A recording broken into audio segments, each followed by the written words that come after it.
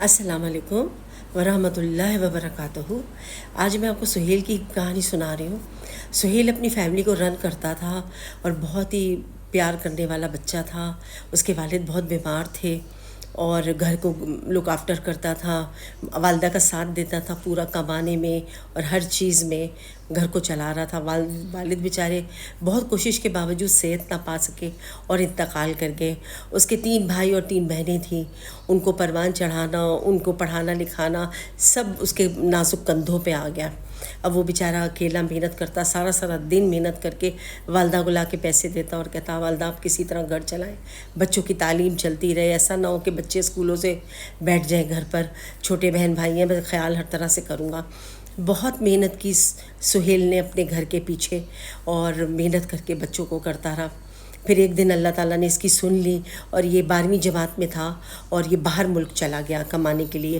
ایک دوست آسٹریلیا جا رہا تھا، اس نے وہاں پہ اس کی بھی بہت کوشش کی کہ یہ بھی کسی طرح چلا جائے، تو یہ بھی وہاں اس کے ساتھ چلا گیا اور اس نے جا کے وہاں پہ بہت محنت کی اور آخر میں اپنے آپ کو سیٹل کر لیا وہاں پر، اور وہاں سے پیسہ کما کے اپنی والدہ کو بھیجتا رہا اور بچوں کی پڑھائیاں چلتی رہیں اور والدہ بھی اپنے سارے فرض بہت خوش اسلوبی سے پورے کرتی رہیں اور بیٹے کو دعائیں دیتی رہیں، اور اس طرح بہت اچھا گھر کا ماحول ہو گیا تھا۔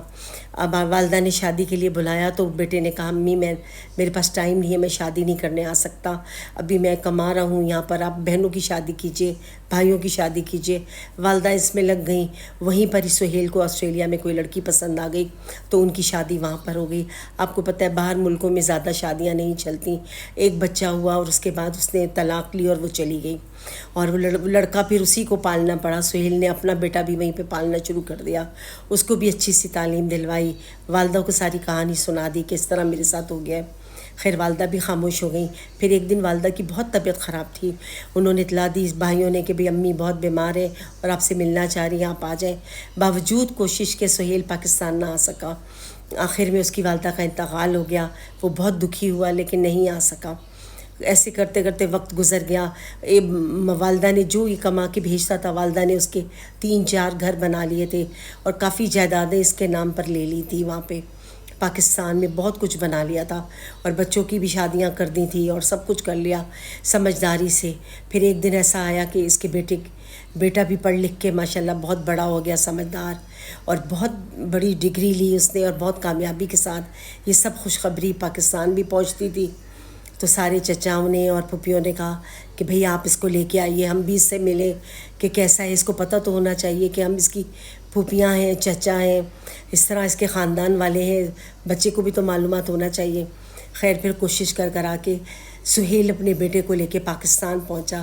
جب پاکستان آیا تو بہت بڑی دعوت کی، دھوم دھام سے بڑی دعوتیں ہوئیں، بہت سب محبت سے ملے، سب کچھ ہوا۔ جب آخری 2-4 دن رہ گئے جانے میں تو بھائیوں نے جائیداد کے بارے میں بھی کچھ کہانی چھیڑ دی کہ بھائی آپ کے 6 مکان ہیں، 4 دکانیں، ان کا کیا ہوگا، کون سی ہماری ہوگی کیا نہیں ہوگی، سب آپ کے نام پر ہیں، یہ وہ۔